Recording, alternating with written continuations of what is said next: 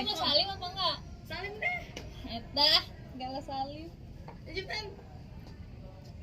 Assalamualaikum. Waalaikumsalam, silakan masuk. Assalamualaikum Ibu. Waalaikumsalam. Mbak Naya ya? Iya. Mbak Naya, selamat siang. Siang Ibu. Gimana kabarnya hari ini? Alhamdulillah baik. Alhamdulillah. Tadi Walaupun nggak Hah? baik tapi dibaik-baikin. Oh, seperti itu. Oke. Tadi habis kegiatan apa? Ini biasa habis kerja kelompok. Oh, kerja kelompok. Lagi sibuk? Banyak tugas kan mau UAS. Oh, mau UAS. Iya, betul ya. Jadi harus banyak-banyak ngerjain tugas ya. Iya Ibu, betul. Iya. Mbak Naya tuh kemarin WA ibu ya, katanya mau konseling gitu. Dari terus abis itu ibu tanya-tanya lewat WA ya tentang data dirinya Mbak Naya, terus tujuannya konseling pengen apa gitu ya Mbak Naya. Oke, sekarang Mbak Naya udah di posisi duduk paling nyaman, enak? Udah nyaman. Oke, pokoknya senyaman yang mungkin. Kalau misalkan ngerasa gak enak boleh pindah posisi, pokoknya senyaman ya. Pindah ruangan boleh? Nanti kita atur. Oke. Kalau sudah nyaman, sudah enak, Iya. sekarang ibu pengen tanya sebenarnya kenapa pengen konseling? Pengen apa ya? Sebenarnya kayak pengen cerita, terus kayak pengen gimana sih ini jalan keluarnya kayak gitu. Kayak aku tuh harus apa? Aku bingung kayak gitu sih. Oh, gitu. Oke, baik, ibu paham. Nah, kalau di proses konseling ini sebelumnya pernah konseling? Belum pernah sih. Belum pernah. Jadi kalau konseling itu proses bantuan yang diberikan guru BK atau konselor ya, untuk membantu dan memfasilitasi biar kita sama-sama tahu solusi apa yang bisa ditemukan. Gitu. Nanti Mbak Naya sebagai konseling itu berperan aktif untuk menemukan solusi-solusi dari permasalahan yang sedang dialami. Nah, dalam konseling ini Mbak Naya ada hal-hal yang perlu diperhatikan dan kita ikuti. Jadi ada asas-asasnya. Asasnya mulai dari asas kerahasiaan. Ya. Jadi apapun yang Mbak Naya katakan, ungkapkan, itu semuanya terjaga kerahasiaannya. Gak bakalan ada orang lain di luar kita berdua yang tahu, kecuali memang ada hal-hal yang perlu diberitahukan kepada orang-orang terdekat, misalnya orang tua atau orang-orang lain, dan itu pun harus sesuai dengan persetujuan dari Mbak Naya. Terus ada asas keterbukaan, di mana ibu berharap Mbak Naya bisa terbuka. Apapun yang ingin Mbak Naya sampaikan, atau ada hal yang tidak ingin disampaikan, tidak perlu disampaikan. Tapi semoga bisa mengungkapkan apa yang sedang dialami. Dan baik lagi tadi kerahasiaan, jadi dijamin aman. Jadi situ sudah paham? Nah, dalam konseling ini ibu ada sekitar waktu 40-45 menit, sudah cukup? Cukup banget kayaknya Bu. Oh, misalkan nggak cukup, nanti kita bisa atur jadwal lagi. Oke. Terus kalau misalkan Mbak Naya sudah setuju, tadi juga sudah mengungkapkan pengen tujuannya kayak gimana, gitu ya, dalam proses konseling ini semoga bisa dicapai. Nah, ibu meminta Mbak Naya untuk mengisi lembar persetujuan atau inform konseling ini diisi sebagai tanda bukti kalau misalkan Mbak Naya setuju dalam proses dan bisa berpartisipasi aktif dari proses awal hingga akhir. Silakan diisi dulu.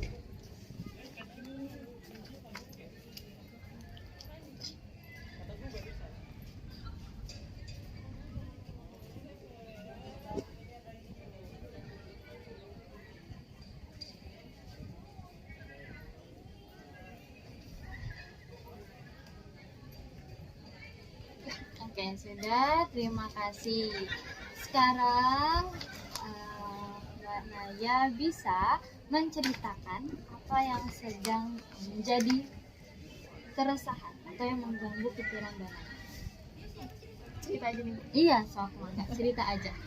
Jadi gimana ya? Jadi tuh kayak awalnya itu kan aku tuh emang orangnya percaya diri, kayak apa yang aku punya, apa yang aku dapetin itu kayak percaya diri lah gitu kan.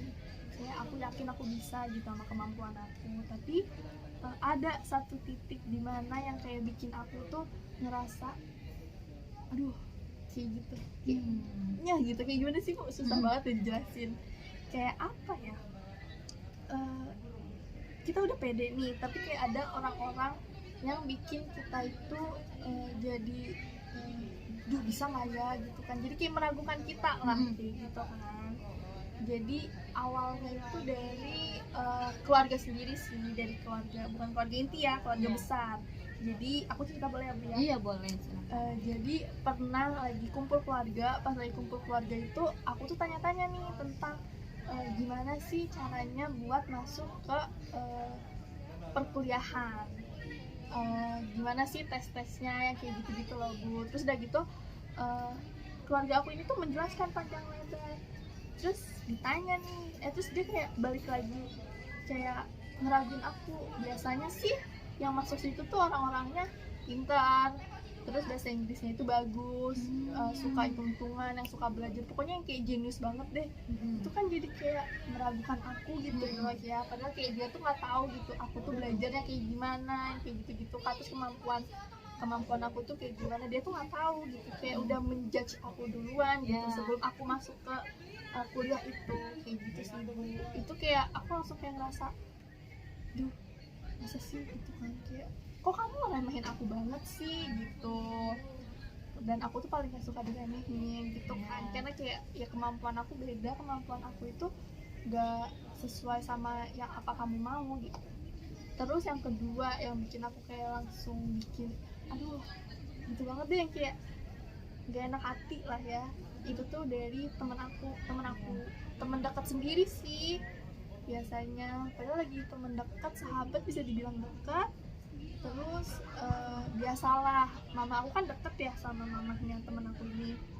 Nah mereka tuh biasalah chatan gitu. Nah temen aku ini tuh kayak emang prestasi banget lah, yang kayak menang lomba nyanyi, yang kayak gitu-gitu loh Bu. Terus yang kayak mama aku itu kayak ngebanggain dia gitu, ngebanggain ini, kata mamanya ini dia baru menang lomba nih di sini gitu kan, dapat uang apa namanya, uang apa sih? Uang pembinaan. Iya uang pembinaan, kayak uang menang gitu segini. Terus aku kayak ya kan bidang aku nggak di situ juga gitu kan, aku beda. Nah dari situ aku kayak ngerasa masa sih kayak gitu banget gitu loh. Terus yang kayak dari situ tuh aku sebenarnya kan emang bukan salah dia ya, bukan salah temen aku, cuman emang temen aku juga kayak nggak ada terlalu over sharing, terlalu over pamer gitulah tentang apa yang dia raih. Sebenarnya itu nggak apa-apa sih kalau menurut aku, tapi karena ada kejadian ini jadi aku kayak males gitu ngeliatnya. Jadi kayak toxic sih jatuhnya, sampai kayak aku mute snapgramnya, WA-nya itu, sampai kayak aku tuh males berhubungan. Dan kalau temen aku ngajak buat main juga aku kayak nolak gitu, kayak aduh aku nggak bisa ya, aku ada les gitu, aku ada kumpul keluarga, aku tuh selalu nolak. Padahal dia tuh selalu ngajak aku main, tapi karena ada satu hal itu dan aku juga nggak cerita ke dia, aku jadi kayak udah lebih baik menghindar. Dan aku lebih nyaman cuman apa ya, berkomunikasi, berinteraksi sama teman-teman dekat aku aja gitu. Tapi sedih juga sih kayak dia teman dekat aku terus tiba-tiba jadi jauh gitu kan, kayak gitu sih. Oh, jadi dari ceritanya Mbak Naya ini, Mbak Naya sebenarnya rasa percaya diri dengan kemampuan Mbak Naya, tapi orang-orang sekitar gitu seolah-olah mendorong Mbak Naya ke lingkungan yang memang Mbak Naya diragukan atas kemampuannya Mbak Naya. Padahal Mbak Naya sadar dengan kemampuannya gitu ya, dengan potensi-potensinya, dan sadar juga setiap orang punya kelebihan dan kekurangan dan punya kemampuan masing-masing gitu. Terus juga punya teman yang mungkin sebenarnya bukan salah temennya, tapi karena orang-orang terdekatnya juga seolah-olah mengagum-agumkan seperti itu, jadi akhirnya berpengaruh ke hubungan Mbak Naya. Akhirnya Mbak Naya jadi malas temenan, terus jadi ya sudah menghindar seperti itu ya. Nah, kira-kira dari permasalahan yang Mbak Naya tadi sebutkan itu sudah berapa lama Mbak Naya merasakannya? Kurang lebih 6 bulan sih ya, baru sih 6 bulan. 6 bulan. Nah, berarti siapa saja orang yang tahu dari permasalahan Mbak Naya ini? Yang tahu itu cuma teman-teman dekat aku aja sih, cuma ya 3 orang lah, 3 orang yang tahu. Kalau orang tua Enggak, sama adik aku sih, aku suka cerita-cerita sama adik aku, jadi ya 4 lah. jadi memang cuma hanya orang-orang terdekat aja yang tahu, dan memang waktunya sebenarnya baru-baru ini ya permasalahannya, 6 bulan ini. Oke, dari cerita yang sudah Mbak Naya sampaikan tadi. Nah, ketika Mbak Naya ngerasa malas berhubungan sama temennya nih, nah kira-kira Mbak Naya ngapain tuh buat ngatasin rasa malas ini? Udah aku gak berhubungan, aku gak pengen tahu tentang dia. Kayak jatuhnya malah aku jadi kayak feel kayak jijik gak sih ngelihatnya gitu kan, kayak aduh gue males nih ngeliat lu gitu. Jadi kayak daripada akunya sakit hati, bikin penyakit hati kan, jadi kayak ya udah aku mute aja, aku kayak ya udahlah nggak berhubungan gitu sih katanya. Sama ya aku cuma mau sama teman-teman aku aja berhubungannya, udah nggak mau sama dia. Oh, seperti itu. Baik, Ibu paham. Jadi lebih baik Mbak Naya menghindar daripada semakin banyak sakit hati yang dirasakan Mbak Naya karena melihat teman Mbak Naya ini, atau mungkin teman Mbak Naya yang sudah punya pencapaian gitu ya, dan ujung-ujungnya mungkin Mbak Naya merasanya ini kenapa ya kok dia terlalu memunculkan dirinya, seolah-olah hanya dia aja yang bisa gitu. Padahal kan kita nggak tahu ya, kayak orang-orang tuh ada juga yang bisa pencapaiannya lebih dari dia, tapi nggak perlu di-share kayak seperti itu. Kayak aduh jangan deh, nggak usah kayak gitu. Maksudnya kayak ada loh lebih dari kamu, nggak sampai segininya gitu. Ya walaupun kita nggak tahu kan dia itu sebelumnya kenapa bisa nyampe di titik itu. Aku juga apresiasi sih, bangga gitu sama dia.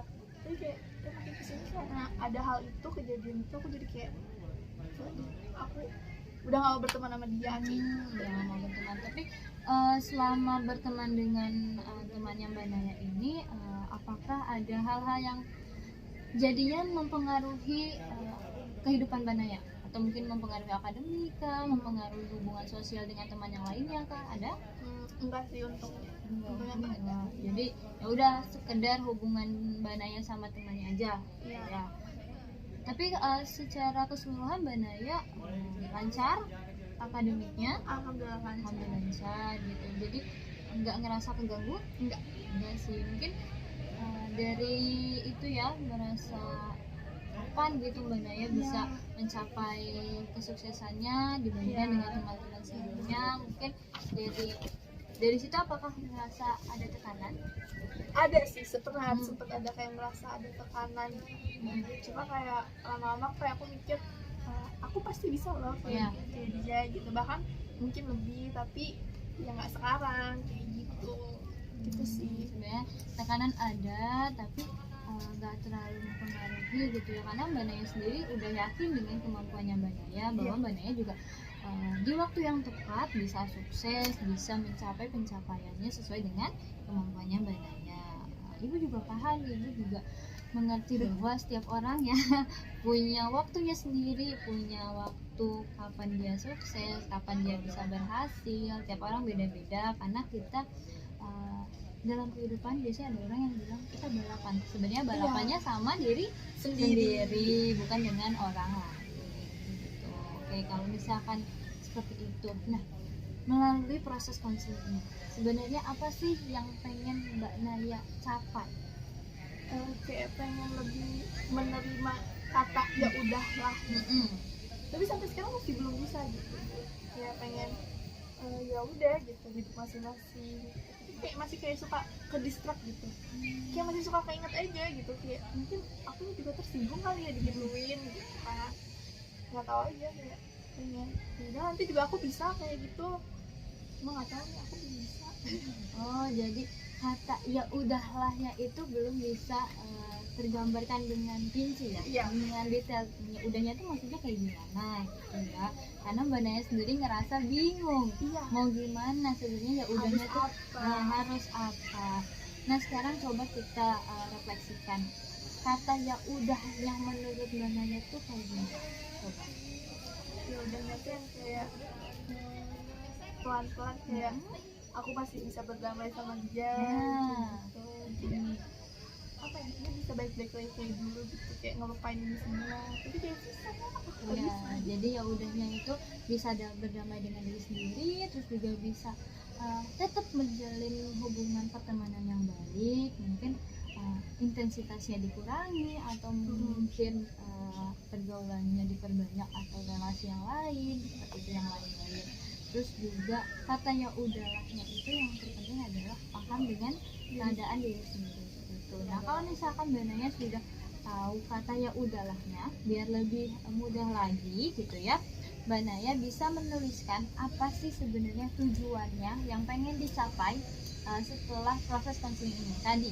Ya udahlah-nya coba ditulis lewat self ini, ditulis ya udahlah-nya itu digambarkan secara detail. Gimana ini apa Ya di sini. sini Ya.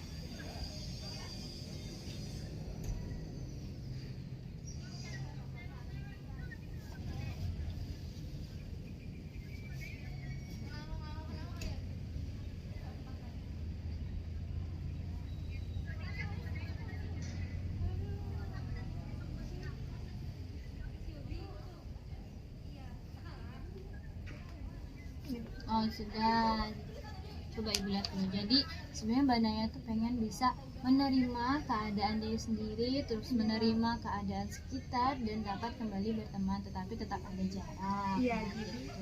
tetap mau berteman, cuma kayak nggak sedekat dulu. Kita masih bisa say hello, ketemu, tapi intensitasnya walau dulu misalnya kayak bisa sebulan 3 kali gitu kan, ini yang kayak 3 bulan sekali lah kayak gitu, atau kalau bisa setahun sekali aja tiap lebaran. Gitu. Tapi yang terpenting bisa tetap menjaga silaturahmi, Iya. tetap bisa hubungan dengan teman-temannya seperti itu ya. Nah tadi juga Mbak Naya bilang kalau Mbak Naya sebenarnya ngerasa ada tekanan dari orang-orang sekitar gitu, bahwa kalau misalkan orang-orang sekitar tuh merasa Mbak Naya belum bisa menunjukkan pencapaiannya, padahal Mbak Naya sendiri tahu gitu potensinya, tahu kemampuannya dan tahu kapan akan bisa mencapai kesuksesan seperti itu. Nah kalau misalkan dari hal itu Mbak Naya ngerasa nggak sih ada keresahan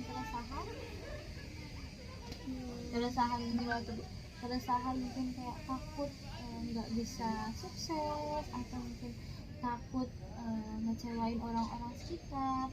Aku lebih takut ngecewain orang-orang sekitar sih dibanding sukses, karena kayak kesuksesan itu kan kita nggak tahu ya titiknya di mana kayak gitu sih, dan kita nggak tahu itu kapan. Kalau tadi Mbak Naya bilang lebih takut mengecewakan orang-orang sekitar gitu ya, daripada takut nggak sukses, karena sebenarnya sukses sendiri titiknya itu nggak ada yang tahu, standar orang pasti beda-beda gitu ya, cuma takut mengecewakan orang-orang sekitar aja. Nah kenapa Mbak Naya berpikir Mbak Naya takut mengecewakan orang-orang sekitar? Karena mungkin orang-orang sekitar itu punya ekspektasi tinggi tentang aku gitu kan, dan aku tuh takut ekspektasi itu tuh gak sesuai sama diri aku kayak gitu sih.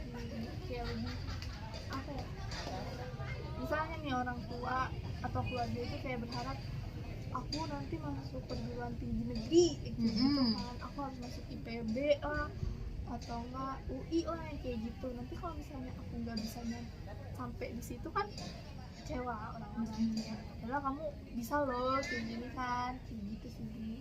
Gitu. Jadi sebenarnya ketakutannya itu dari ekspektasi orang di sekitar, takut nggak bisa tercapai. Nah kalau seperti itu berarti secara tidak langsung Mbak Naya ngerasa, aduh aku pantas gak ya buat dapetin ekspektasinya orang tua, ekspektasinya orang sekitar gitu ya. Dari situ Mbak Naya ngerasa takut, ngerasa nggak pantas. Sebenarnya lebih banyak ke rasa ketakutannya. Iya. Kalau seperti itu coba kita ganti rasa ketakutan itu ke hal yang lebih positif. Gimana tuh?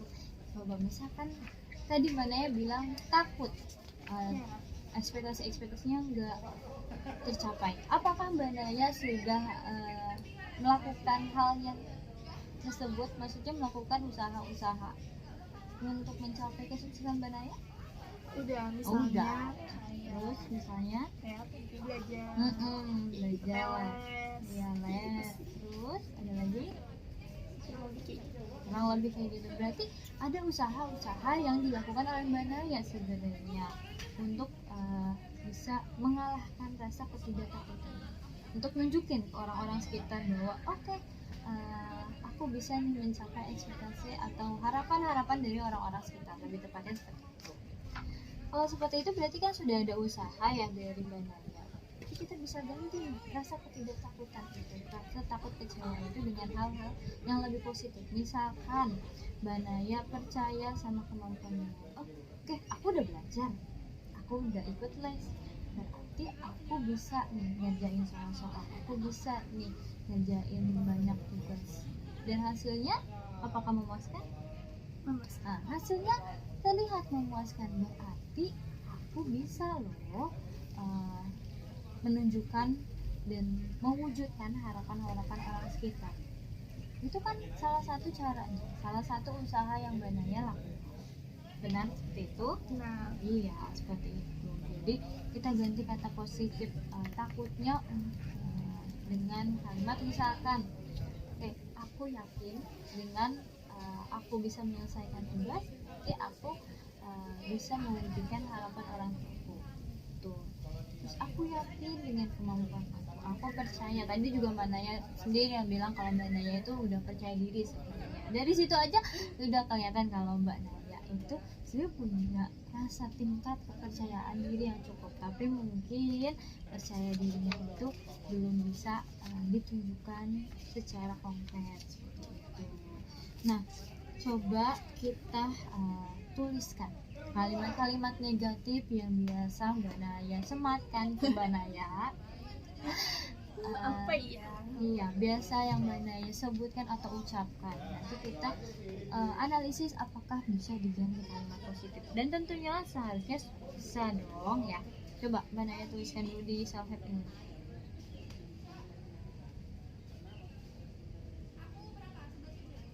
Ini kalimat negatif apa?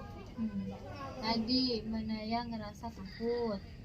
Ya, takut. Terus lagi Apa ya? takut kecewa tadi. Oh iya, kecewa. Apa lagi tuh biasanya? Biasanya kayak apa ya?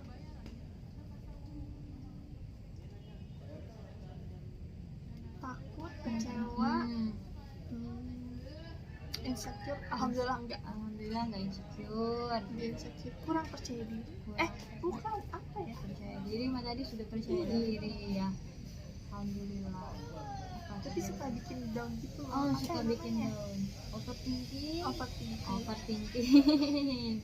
Iya, terus ada lagi? Overthinking.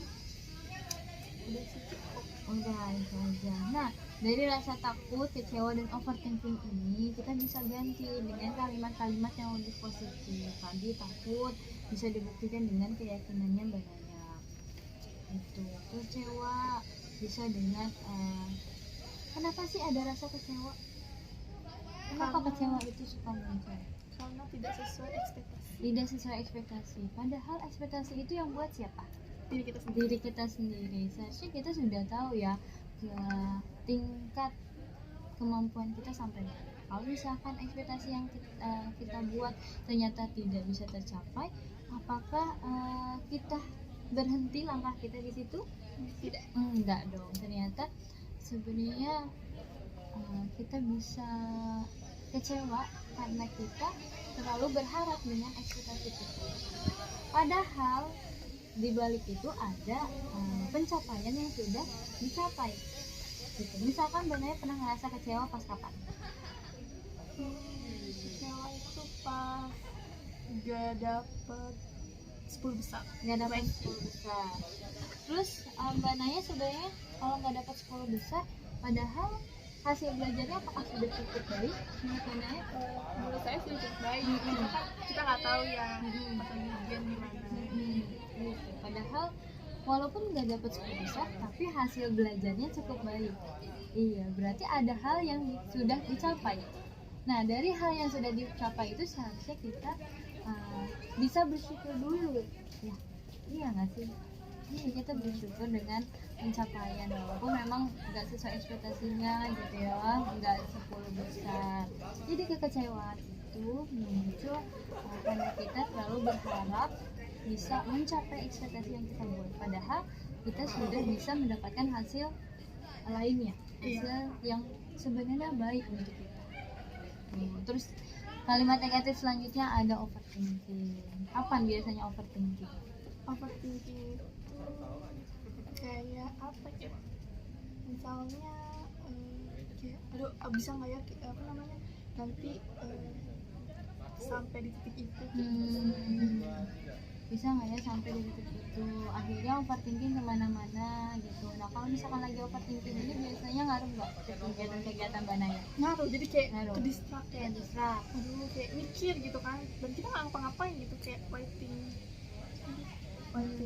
time banget deh. Wasting time, jadi kayak ya, jadi sebenarnya waktunya terbuang sia-sia kayak gitu ya. Padahal sebenarnya ada banyak kegiatan atau aktivitas yang harus dikerjakan, tapi gara-gara overthinking makanya jadi udah deh diem aja, ya udah deh jadi wasting time, jadi nggak ngelakuin hal-hal yang sebenarnya bisa dilakukan itu ya Manaya ya. Nah, jadi kan dari hal tersebut ketika overthinking muncul sebenarnya bisa diganti dengan kalimat positif. Contohnya misalkan lagi overthinking tadi Banaya bilang ya udah deh jadi nggak ngapa-ngapain. Iya. Kalau misalkan lagi nggak ngapa-ngapain ini biasanya Banaya ada nggak sih hal yang menurut Banaya bisa meningkatkan mood Mbak Naya biar bisa ya setidaknya ngelakuin hal yang lain deh. Kalau misalkan nggak nugas ya ngapain gitu. Paling masak. Iya sebenarnya berarti ketika ada overthinking kita bisa mengganti dengan kata positif bahwa ya udah aku bisa melakukan hal lain, aktivitas lain gitu ya makanya ya. Jadi salah satunya contoh tadi masak, naikin mood ya itu. Nah, dari kalimat negatif dan kalimat positif yang tadi Mbak Naya sampaikan, apakah Mbak Naya sudah paham kira-kira ketika kita atau ketika Mbak Naya menemukan kalimat-kalimat negatif yang sering terucap atau terpikirkan oleh Mbak Naya, berarti langkah selanjutnya harus mengganti dengan kalimat yang positif gitu. Jadi ketika kecewa kita bisa lebih bersyukur, terus ketika kita overthinking kita bisa melakukan kegiatan lainnya seperti itu. Nah, kalau seperti itu tadi Mbak Naya juga menyebutkan kalau Mbak Naya itu sebenarnya udah percaya diri, benar. Nah, Mbak Naya ketika percaya diri itu pas lagi ngapain biasanya? Biasanya pas lagi apa ya? Itu pas lagi masak. Terus biasanya pas lagi bercermin, ya aku ngerasa percaya diri gitu. Terus kayak kalau misalnya aku belajar juga aku ngerasa percaya diri. Sebenarnya banyak ya hal-hal yang Mbak Naya atau aktivitas Mbak Naya lakukan dan itu Mbak Naya merasa percaya diri. Nah, tapi ketika Mbak Naya tadi merasa ada tekanan, ada keresahan, tapi buktinya Mbak Naya bisa percaya diri dengan kemampuan Mbak Naya. Berarti secara tidak langsung sebenarnya Mbak Naya punya kekuatan dalam diri Mbak Naya yang bisa Mbak Naya andalkan, yang bisa menjadi pendukung. Nah, tadi ada salah satunya kegiatan misalkan masa percaya diri. Sekarang Mbak Naya bisa menuliskan hal-hal positif atau kegiatan-kegiatan positif yang selalu Mbak Naya lakukan dan Mbak Naya ngerasa pada saat itu Mbak Naya percaya diri.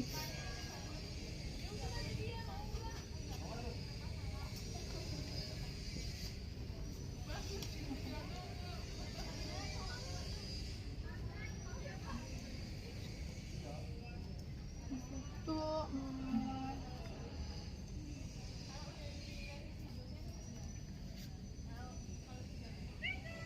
hal positifnya kan? Hal positifnya biasanya aktivitasnya ngapain aja gitu.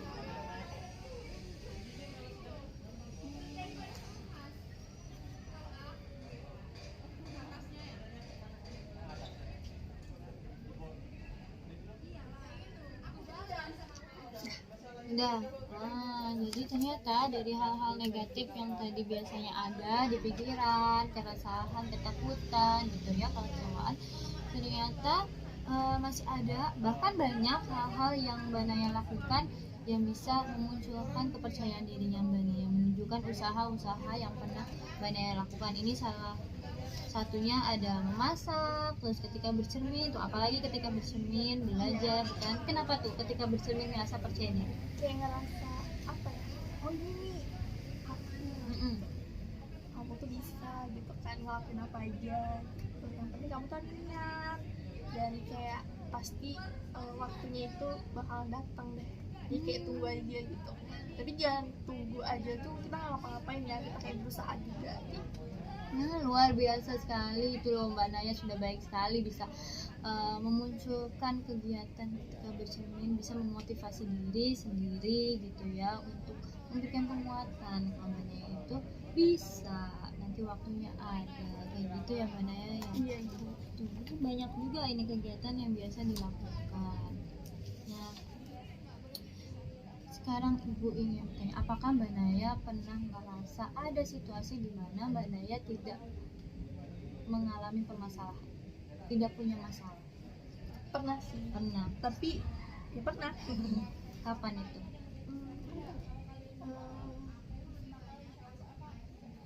Tiga bulan lalu ya, sebelum banyak ujian TF UAS gitu sih, kayak masih happy gitu. Berarti sebenarnya ada situasi yang Mbak Naya ngerasa Mbak Naya tidak punya permasalahan atau tidak punya hal-hal yang jadi pikiran 3 bulan yang lalu.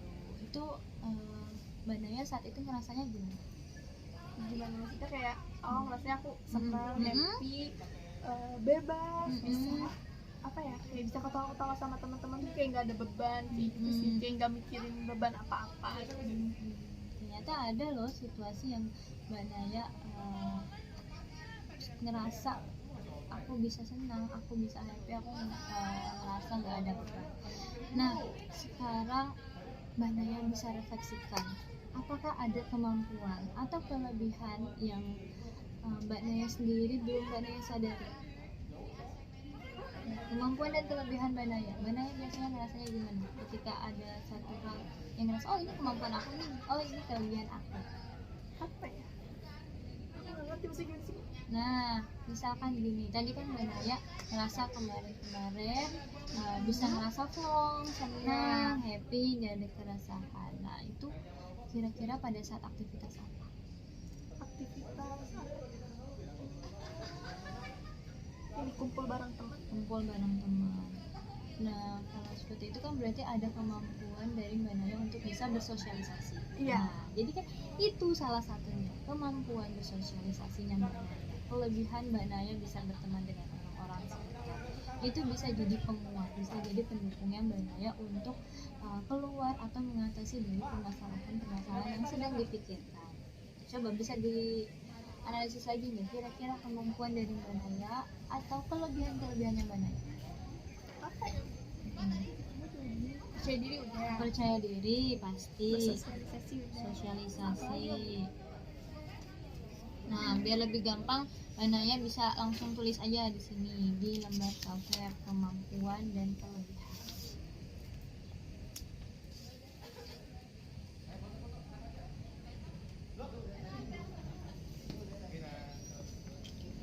Kemampuan dan kelebihan. Kemampuannya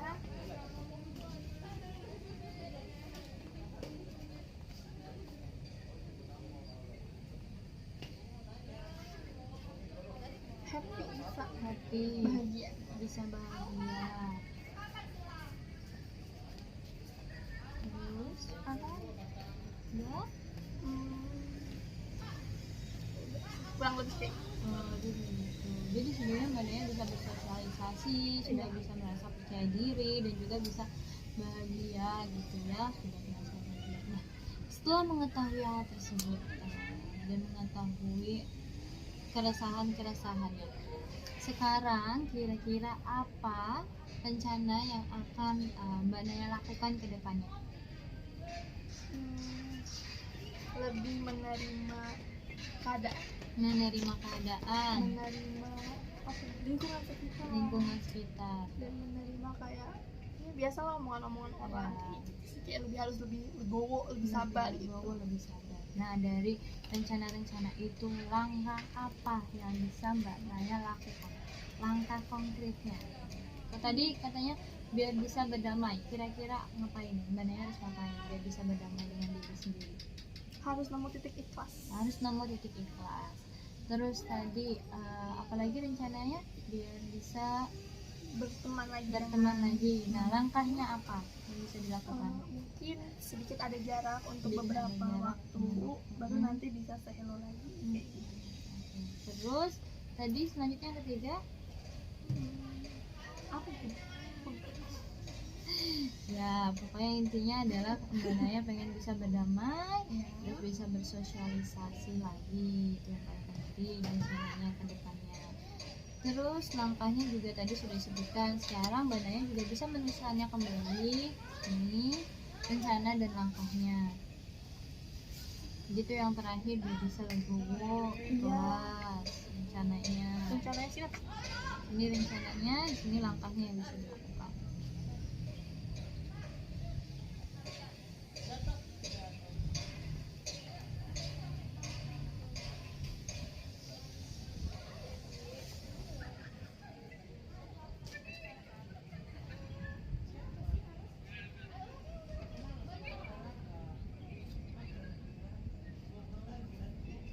satu aja boleh?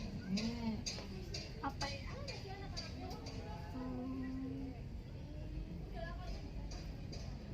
Mungkin aktivitas yang akan Mbak Naya lakukan ke depannya ditulis.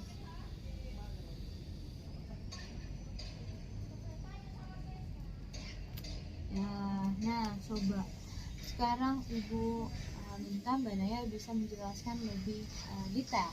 Ikhlas itu seperti apa? Ikhlas itu kayak kita bisa menerima semua yang kita hadapi, tapi dengan rasa apa ya, gimana, aku susah ngejelasin tapi aku ngerti gitu. Tapi sudah ngerti apa yang dimaksud dengan ikhlas, dan bisa dari ikhlas itu kita bisa berdamai dengan keadaan seperti itu. Bagus sekali rencananya gitu ya, menerima keadaan, bisa sabar. Kalau sabar sendiri berarti menurut Mbak Naya kayak gimana tuh sabarnya? Sabarnya itu kayak jadi diem aja gitu.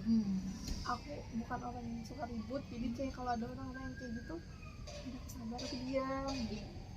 Jadi ketika ada orang-orang yang mungkin bisa dikatakan toksik gitu ya, mengganggu Mbak Naya ya udah lebih memilih untuk diam daripada mencari permasalahan baru lainnya. Seperti itu ya. Jadi konkretnya kata sabar yang sudah Mbak Naya tuliskan di rencana.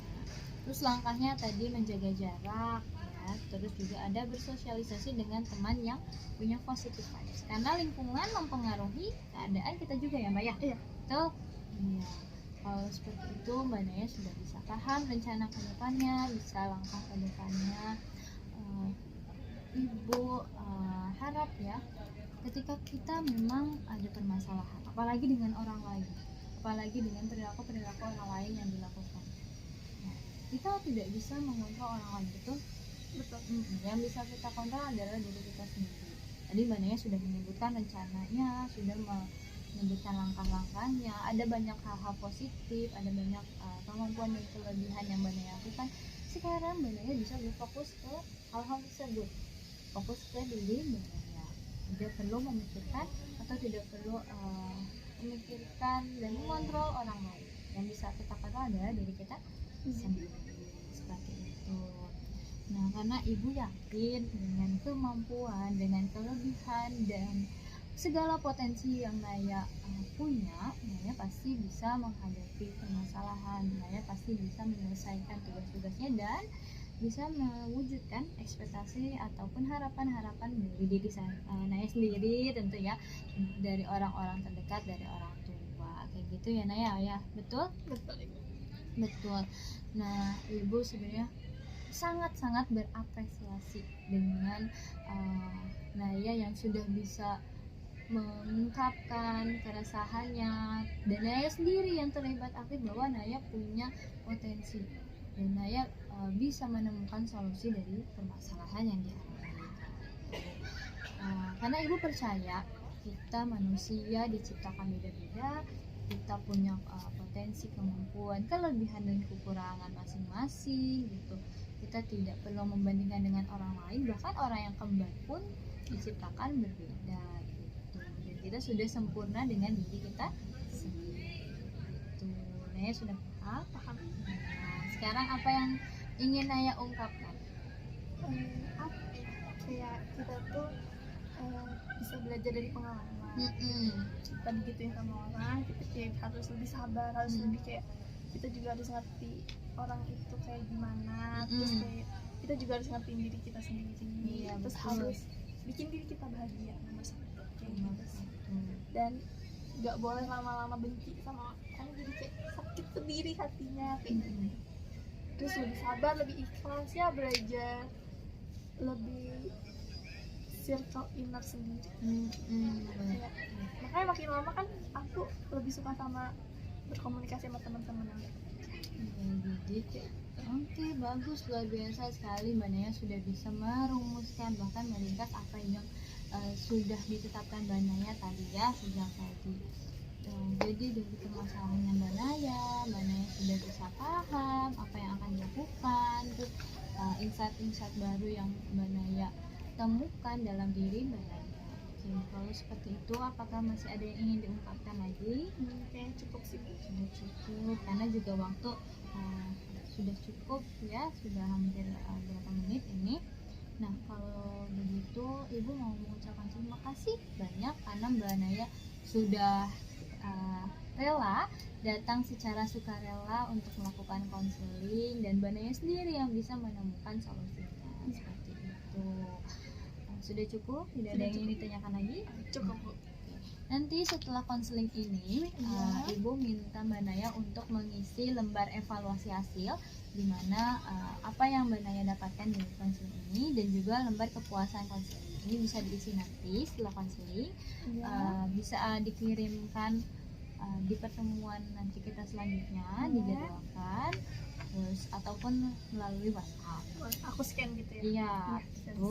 bisa seperti itu. Kalau tidak ada yang ingin disampaikan lagi, mungkin bisa kita akhiri Boleh. sesi konseling hari ini. Semoga apa yang kita dapatkan hari ini bisa bermanfaat buat diri sendiri dan juga orang lain. Semoga rencana, langkah yang sudah tadi Naya tentukan bisa diaplikasikan dalam kehidupan sehari-hari.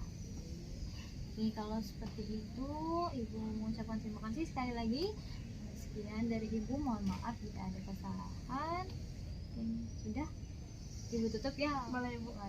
Wassalamualaikum warahmatullahi wabarakatuh. Waalaikumsalam warahmatullahi wabarakatuh. Makasih ya Bu. Naya, setelah ini ada kegiatan apa? Udah mau langsung pulang. Oh, mau langsung pulang. Ya sudah, hati-hati ya Naya ya.